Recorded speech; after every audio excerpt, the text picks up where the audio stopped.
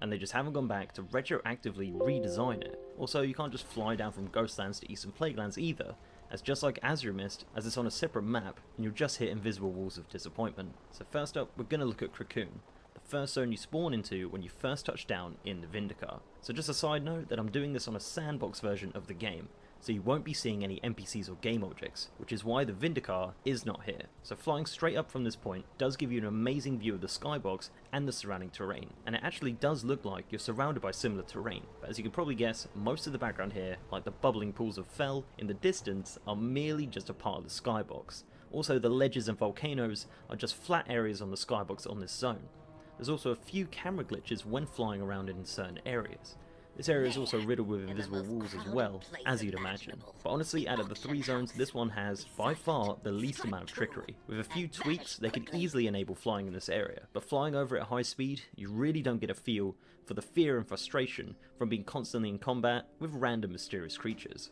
So next up, we're going to head to the Antoran Wastes, which is a zone that houses the raid Antorus, the Burning Throne. And if you want to see what the inside of that looks like, then just check out my video by clicking the little marker at the top of the screen now. So the Antoran Wastes has a similar look and feel to Cocoon. It's also the smallest of the three zones, and I believe it actually uses the exact same skybox as Cocoon. So flying around it seems to go fine until you hit one of the thousands of invisible walls that this zone contains. Whenever you try to get close to the raid, you're blocked from entering at every angle by these. Also, trying to go below the surface of the zone is just impossible due to the invisible walls that Blizzard have set. It also seems like the maximum height you can fly in this zone is restricted as well. This right here is actually the highest you can fly straight from the ground, and it's actually so low that you can't even land on the Legion ship, which is floating in the sky. So looking around the sky, you get the feel that this zone is sunken into the ground or inside some sort of valley by the giant rocks that almost look like they're stylized, like some sort of comic or painting. When trying to approach this one here, you can see that my character is getting higher, but the rocks don't seem to be getting any closer to me. But on the opposite side of the map, you can see that as I approach the rock formations, they are indeed getting closer. So once I finally reach them, you can finally see that they're merely just flat set pieces to give the illusion of a massive rock wall. Very clever on Blizzard's part, and honestly, you couldn't even tell from the ground. So overall for the Antoran Wastes, I wouldn't say this zone is suitable for flying. Although historically speaking, Blizzard don't seem to have a problem with players flying into non-instance content, like Zul'Gurub for example, but I don't think it'd be a great idea to do this with the other content. especially a raid like Antorus, which wasn't even open at the start of patch 7.3.